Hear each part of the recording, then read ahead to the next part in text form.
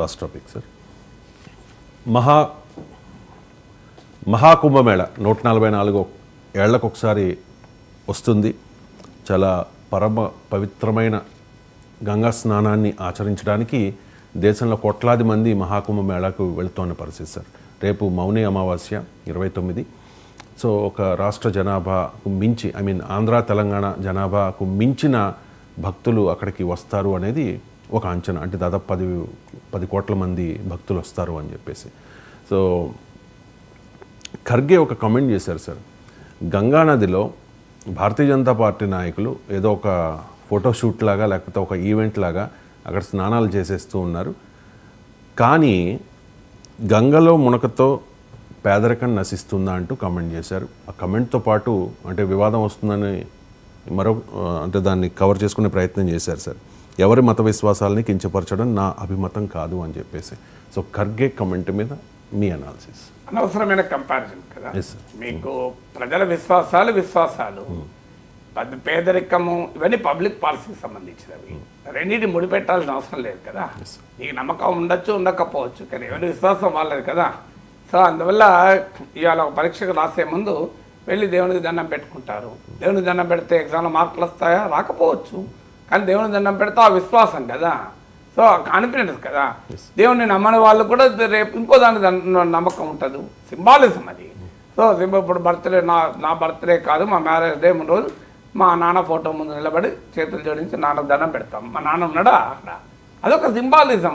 నాన్నకు దండం పెట్టుకున్న లేసుతోనే ఉదయాన్నే నాన్నకు దండం పెట్టి బయటకు వస్తాను. ఇప్పటికి కూడా నాకు అవకాశం ఉంటే ఈవెన్ బర్త్డే మ్యారేజ్ డే ఉన్నా లేకపోయినా అవకాశం ఉదయాన్నే అడావుడు లేకపోతే మా నాన్న ఫోటో ముందు నిలబడి దండం పెట్టి వస్తా బయటికి.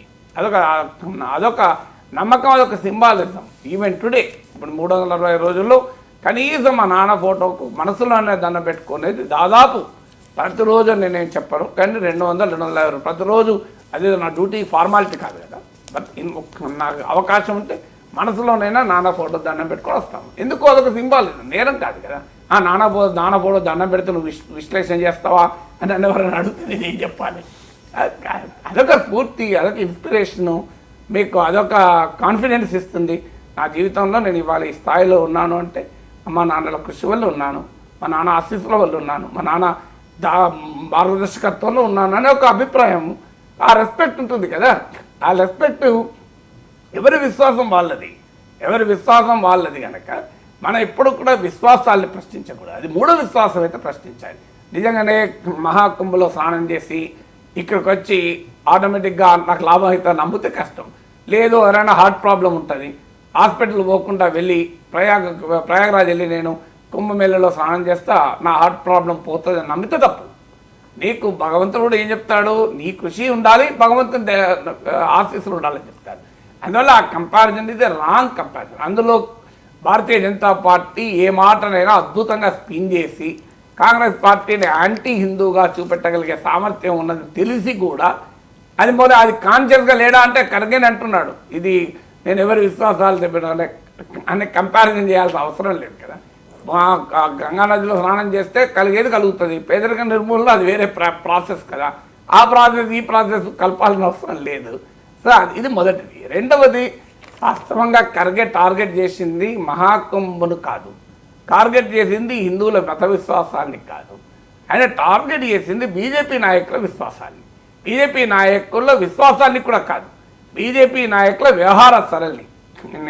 ఇప్పుడు అమిత్ షా మహాకుంభలో స్నానం చేసిన దాన్ని ప్రస్తావిస్తూ టీవీ కెమెరాలకు అయ్యేదాకా మునుగుతూనే ఉంటారు అని ఆయన ఆరోపణ.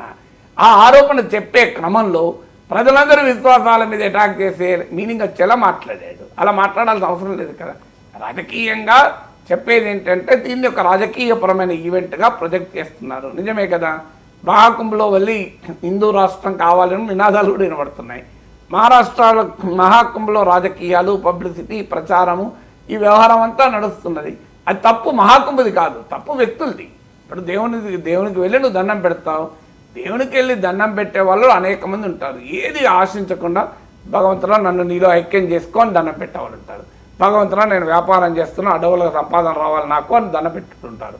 నేను దొంగతనానికి వెళ్తున్నా, భగవంతుడా ఇక నాకు దొంగతనంలో మంచిగా బ్రహ్మాండంగా నేను ఎవరింటికి అయితే దొంగతనానికి వెళ్తానో వాళ్ళు నిద్ర కూడా లేవద్దు, నేను మొత్తం దోచుకొని రావాలని దొంగ కూడా దండం పెడతాడు. తప్పు భగవంతుందా? తప్పు నీది కదా, వ్యక్తిది కదా. భగవంతుడు ఏం చేశాడు?